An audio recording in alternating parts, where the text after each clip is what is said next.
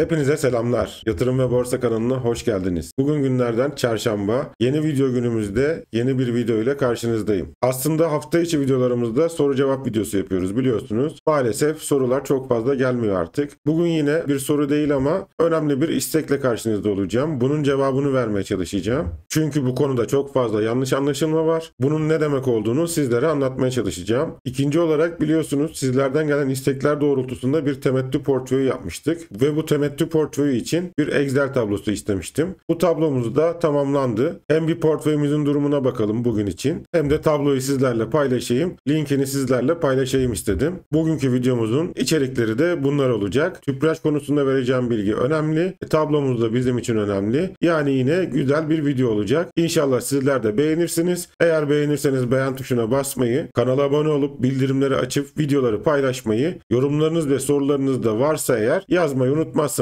memnun olurum. Bunun için de hepinize teşekkür ederim. Bildiğiniz üzere geçen hafta topluluk bölümünden bir gönderi paylaştım. Tüpraş'ın kayıtlı sermaye tavanını arttırdığını sizlerle paylaştım. Bunun geri dönüşü için de bedelsiz gelebilir diye yazdım. Çoğu arkadaşımız bunu karıştırmış. Doğrudur, olabilir, bilmiyor olabilirler ve yorumlarda bununla ilgili gelen bir istek doğrultusunda da bunu biraz açıklamaya çalışacağım sizler için. Malum Tüpraş Türkiye'nin enerji devi arkadaşlar ve önemli bir hamleyle kayıtlı sermaye tavanını arttırma kararı aldı. Bu karar şirketin büyümesi, büyüme stratejileri ve geleceği için ne anlama geliyor? Yatırımcılar yani bizler bu habere neden dikkat etmeliyiz? Bu haberin sonunda neler olabilir? Hepsini elimden geldiğince sizlere anlatmaya çalışacağım. Şimdi bu önemli konuyu ben anlatmaya çalışayım. Hep beraber de detaylıca inceleyelim. Öncelikle kayıtlı sermaye tavanı nedir? Şirketin SPK'dan yani Sermaye Piyasası Kurulu'ndan aldığı onay ile belirlemiş olduğu ve ileride çıkarabileceği en yüksek sermaye miktarını ifade eder. Bu olayın amacı şudur. Şirket her sermaye arttırdığında yönetim kurulunu toplamak zorunda kalmaz ve her zaman yönetim kurulundan yetki alma zorunluluğunu ortadan kaldırır ve haliyle daha esnek hareket etmesine olanak sağlar. Örnek vereyim. Rakamları kafadan atacağım yuvarlak olması adına. Tüpraş'ın kayıtlı sermaye tavanı 1 milyar olsun. Bunu 2 milyara çıkardığını farz edelim. Bu ne demek oluyor? Şirket bu sınırlar içinde gelecekte sermaye artırım yapabilir anlamına geliyor. Yani habere tekrar geri dönelim. Gelecekte var olan sermayelerini 10 milyara kadar yükseltebileceği anlamına geliyor. Şimdi gelelim asıl konuya. Bu artış bedelsiz sermaye artırımı mı demek? Çoğu arkadaşımız böyle zannetmiş. Kesinlikle bedelsiz sermaye artırımı olarak anlamış. Aslında değil. Belki benim de hatam. Çünkü Tüpraş'tan bir bedelli sermaye artırımı beklemiyorum. Ya da primli pay ihracı da beklemiyorum. Çünkü Tüpraş videonun başında da söylediğim gibi dev bir şirket ve yatırımcısını kollayan düzenli temettü dağıtan bir şirket. Burada ben yanlış ifade ettiysem, ben de yanlış anlaşıldıysam tekrar kusura bakmayın. Kayıtlı sermaye artırımı otomatik olarak sermaye arttırımı anlamına gelmiyor arkadaşlar. Biraz önce ne anlama geldiğini sizlere paylaştım zaten. Ancak bu şirketin gelecekte o sınırlar içerisinde sermaye arttırımı yapabileceğini bize söylüyor. Bize işaret ediyor. Sermaye arttırımı da biliyorsunuz 3 şekilde oluyor. Bedelsiz sermaye arttırımı, bedelli sermaye arttırımı ve pay ihracı şeklinde. Hani dedim ya Tüpraş'ın bedelli veya pay ihracı yapmasını düşünmüyorum diye. O yüzden ben o açıklamayı yazdım. Bedelsiz sermaye arttırımı mı geliyor diye ya da gelecek diye. Bedelsiz sermaye arttırımını size anlatayım birazcık. Şirketin kendi öz kaynaklarından, örneğin geçmiş yıl karlarından veya sermaye yedeklerinden hisse dağıtarak sermayesini arttırmasıdır. Çok kaba tabirle yönetim kurulunun belirlediği yüzde doğrultusunda bize bedava hisse vermesidir. Yani Tüpraş'tan 1000 hissemiz varsa Tüpraş %100 bedelsiz yapacaksa eğer bize 1000 tane hisseyi bedava vermesidir şirketin. Mevcut hissedarlar bu karar doğrultusunda, bu yüzde doğrultusunda ödeme yapmadan hisselerine hisse eklemiş olurlar. Bedelli sermaye artırımı neydi? Şirketin yeni pay ihraç ederek hissedarlarından belli bir tutar karşılığında nakit ödeme talep etmesiydi. Bedelsize benzer bir konu ancak bunun karşılığında bizden nakit talep ediliyor. Bu da genelde 1 TL oluyor arkadaşlar. Örnek Tüpraş bedelli sermaye artırımına gitti. Yine %100 yapsın. Sizin 1000 hisseniz var ve 1 TL pay biçti hissesine. Sizin 1000 hisseniz olduğu için 1000 lirayı hesabınızda tutarak Tüpraş'ın %100 bedelli sermaye artırımına katılabiliyorsunuz. Biraz önce bedavaya verdiği 1000 hisseyi bu sefer 1000 TL karşılığında satın almış oluyorsunuz. Aslında yine bedava bence. Neden bedava? Tüpraş'ın fiyatı şu anda 140 küsür lira. Size 1 TL karşılığında hisse veriyor. Siz 140 liralık hisseyi yani 1000 ile çarptığınız zaman 140 bin TL'lik hisseyi 1000 liraya almış oluyorsunuz. Bir de primli pay ihracı var dedim. Onu da kısaca anlatmak istiyorum. Yeni hisseler piyasaya sürülür ve bu hisseler nominal değerinden daha yüksek fiyata satılır. Ama biraz önce de söylediğim gibi Tüpraş'tan böyle şeyler beklemiyoruz. Beklemememiz de lazım zaten. İşte kayıtlı sermaye tabanını arttırmak bedelli, bedelsiz pay ihracı gibi sermaye arttırımlarının önünü açar. Bunlar için kullanılır. Bu tür işlemleri yapmanın potansiyelini arttırır. Ancak hangi yöntemle yapılacağını, ne zaman yapılacağını, ne kadar oran olacağını yine yönetim kurulu belirler. Yani bunun zamanını biz bilemeyiz. Ne kadar olacağını bilemeyiz. Bunların hepsini belirlemek için yönetim kurulu toplanır ve KAP'a bildirim yapar. Biz bunu öyle öğrenebiliriz. Peki kayıtlı sermaye tabanını anlattık. Neler yapabileceğini de anlattık. Tüpraş durup dururken kayıtlı sermaye tabanını neden arttırıyor? Bu kayıtlı sermaye arttırımı ile yani bunu kullanarak büyüme hedeflerini, yeni yatırımlar yapmayı veya borçlarını yeniden yapılandırmayı planlıyor olabilirler. Bu seçeneklerden biri. İkincisi yatırımcı güveni. Sermayesini arttırarak daha güçlü bir bilanço ve haliyle daha fazla yatırımcı güveni kazanmak istemiş olabilir. Üçüncüsü de bedelsiz pay dağıtımı. Biraz önce bahsettiğim gibi. Çünkü Tüpraş'tan aksini beklemiyorum. Eğer öz kaynakları yüksekse ve bedelsiz sermaye arttırımı planlıyorsa bunun için de kayıtlı sermaye tabanını arttırmış olabilir. Çok fazla da uzatıp kafanızda karıştırmak istemiyorum. Kısaca gelelim sonuca. Kayıtlı sermaye tabanını arttırmak gelecekteki sermaye arttırımına bir ön hazırlıktır. Ama hangi yöntemle yapılacağı henüz kesinleşmemiştir. Eğer bedelsiz sermaye arttırımı yapacaklarsa dahi bu haber daha sonra duyurulur. Aynı anda duyurulmaz. Şirketin KAP'a yani kamuoyu aydınlatma platformuna gönderdiği haberleri takip ederek biz bundan haberdar oluruz. İşin kısa ve özet kısmı bu. Yani kayıtlı sermaye arttırımı yapmak kesin bedelsiz vereceği anlamına gelmez. Ya da hemen bedelsiz vereceği anlamına gelmez. Bunun süresi belli değildir. Oranı belli değildir. Sadece ve sadece sermaye arttırımına bir hazırlıktır diye düşünebiliriz. Bu olayı da inşallah herkesin anlayabileceği şekilde anlatabilmişimdir. İzah edebilmişimdir. İnşallah kimsenin kafasında bir soru işareti kalmamıştır. Şimdi geçelim bizim portföye. Portföyümüze bakalım ve yeni tablomuzu sizlere tanıtmaya çalışayım. Evet arkadaşlar, gördüğünüz üzere yeni Excel tablomuz bu şekilde. Tabloya geçmeden önce de bize bu tabloyu ücretsiz olarak yapıp paylaşımı açan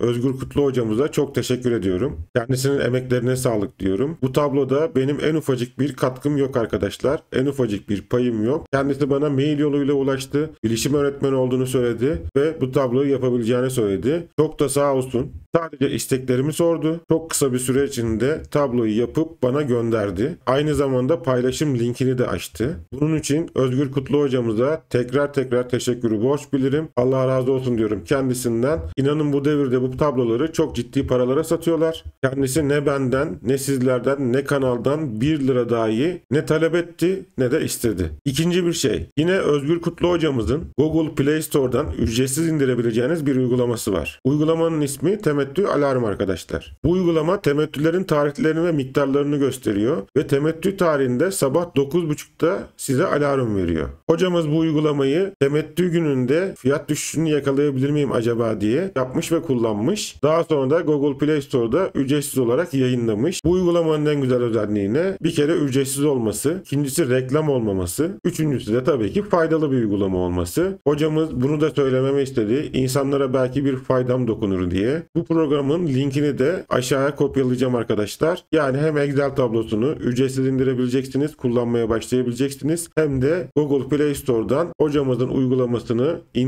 ücretsiz indirip reklamsız bir şekilde kullanabileceksiniz. Programın ismi Temettü Alarm. Aslında Google Play Store'a Temettü Alarm yazarsanız da uygulama çıkıyor. Hem Excel tablosu için hem bu güzel uygulama için hocamıza tekrar teşekkür edelim. Elleri dert görmesin. Allah bin kere razı olsun. Tabii teşekkür etmek istediğim başka insanlar da var. Ben sizlerden yardım istedikten sonra hocamızdan sonra mail atan, mesaj yazan birçok kişi daha oldu. Biz de yapabiliriz diye. Onları da es geçersem çok ayıp olur. O kişiler de şunlar arkadaşlar. Emrah Bey, Erkan Bey, Nihat Bey, Hikmet Bey, Gürsel Bey, Serpil Hanım, Azimet ve Uğur Beyler. Sizlere de çok teşekkür ediyorum. Hemen yardıma koştunuz. Hemen yardım için kolları sıvadınız. Sizlerden de Allah bin kere razı olsun. Çok teşekkür ederim. İnanın çok fazlasıyla memnun oldum. Aynı zamanda da duygulandım. Demek ki ki bir şekilde kendimi sevdirmeyi başarmışım. En önemlisi de bu benim için. Şimdi geçelim tabloya. Aslında bunu aylık bakmak daha doğru ama hem yeni Excel tablosu olduğu için hem anlatacağım için merakımızı giderelim istedim. Öncelikle portföye bakacağım arkadaşlar. Kısaca durumuna bakacağım. Daha sonra da tabloyu size anlatacağım nasıl kullanılacağını. Tüpraş almıştık. Şu an için fiyat 148. %1.1 zararda gözüküyoruz Tüpraş'ta. Aksa'da %8.4 zararda gözüküyoruz. Enerjisa'da %1.6 zararda gözüküyoruz. Ereğli'de %6.7 zararda gözüküyoruz. İşmen'de %0,4 kârda gözüküyoruz. Ege Profil'de %86 gibi bir zarar gözüküyor. Ama bu yanlış. Neden? Ege Profil'de sanırım bölündü. O yüzden böyle büyük bir zarar gözüküyor. Bunu da aldığımız güne gidip fiyatı o şekilde düzelterek tekrar eski haline getirebiliriz. Vespe'de %8 bir zarar. Dimaş'ta %3.5 zarar. Yunsa'da %4.1 zarar ve Doğaç'ta da %1.7 gibi bir zarardayız. Hocam ne biçim portföy bu? Hepsi zararda demeyin. Daha çok yeni. Daha 20 günlük bir portföy. İşte hep söylediğim şey buydu. Bu portföyü yapmak istememdeki asıl amaç da buydu. Bakın bu zararları göreceğiz. Kafamıza bile takmayacağız. Umurumuzda bile olmayacak. Eğer bu fiyatlar böyle devam ederse biz yine ucuzdan hisse maliyetlenmiş olacağız. Şubat'ın başında veya altısında. Arkadaşlar programın kullanımına gelince ilk önce